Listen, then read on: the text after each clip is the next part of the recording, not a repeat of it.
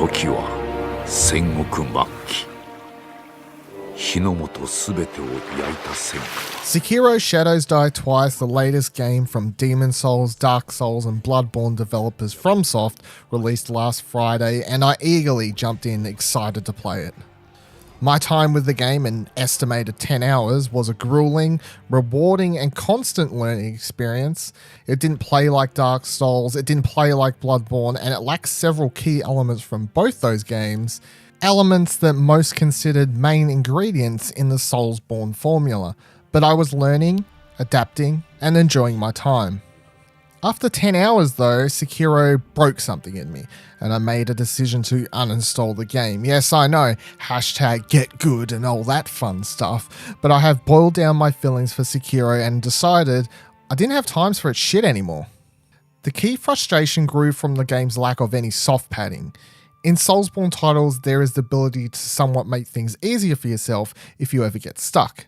You can grind some character levels, stick some skill points in HP, attack, defense, or whatever you think will help you in your battle, and be able to give yourself a slight edge that you needed to survive a boss battle.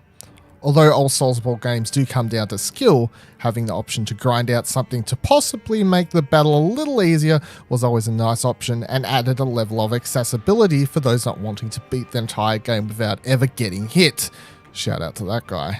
It was a welcome option, especially as it gave you something to do when you wanted to break from bashing your head against a boss battle over and over again. Another thing that Sekiro is missing that Soulsborne titles have always included is any online components. In Bloodborne and the Souls games, you were able to call in for help from another player, if need be, which made playing through in a ridiculous boss battle and co-op a lot easier. There was also the option to leave notes on the ground to help out other players with useful tips, or trick them into a death trap, if you're that kind of person.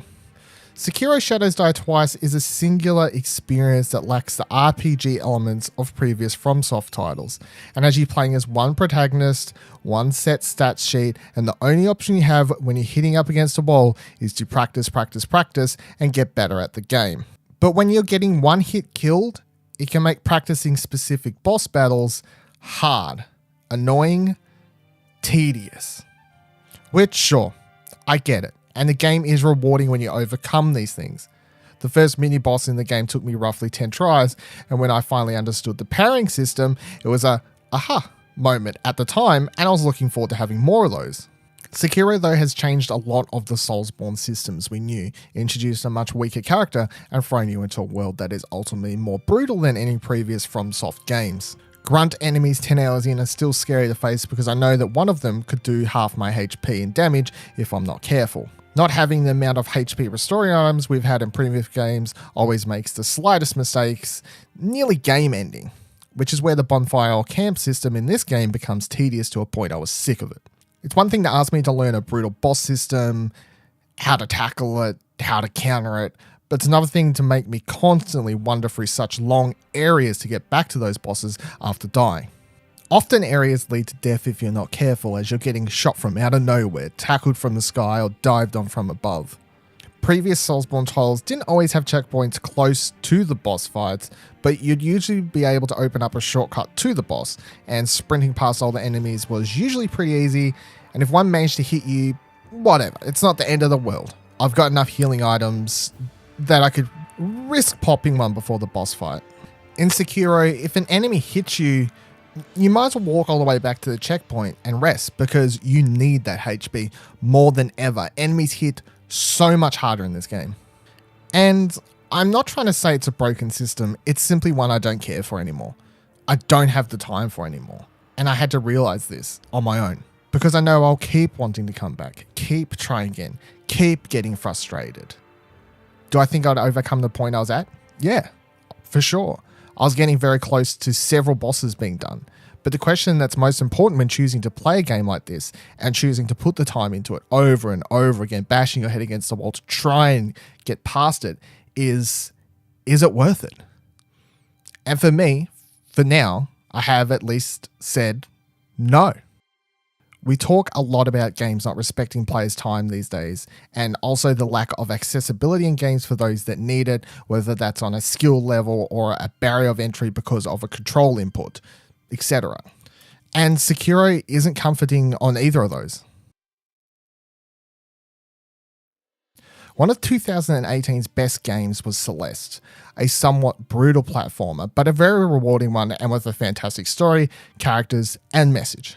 It was also one of the most accessible platformers in years, with several modifiers in the game that didn't make fun of you for using them, telling you you're a bad gamer or treat you lesser for seeking an easier point of entry. It encouraged you to play the game you wanted and what you felt would be the most rewarding. And I gratefully used those modifiers to make getting through a section I was stuck on for some time and then switch them off. I'm not ashamed of that. I wanted to beat that level before I had work that day. I've got things to do. Time is of an essence. Celeste is an amazing game for many things, but I also think its use of customizable modifiers has me looking at games like Sekiro and other hard platformers a lot different since playing it. And I don't hate Sekiro. In fact, I really like it and will continue watching others play it, but I don't have time for it right now, and I don't have time for what it wants from me right now. Could I come back to it one day? Yeah, probably. But it also makes me think about all the people who can play Celeste right now and experience an amazing game because of its modifiers. And I wonder how many people wish they could experience FromSoft games and their worlds with similar options implemented into Sekiro, Bloodborne, Demon Souls, accessibility options to open up these games to other players. Or to just give me a fucking break. To all those playing Sekiro still, I'm rooting for you. Good luck, Shinobis.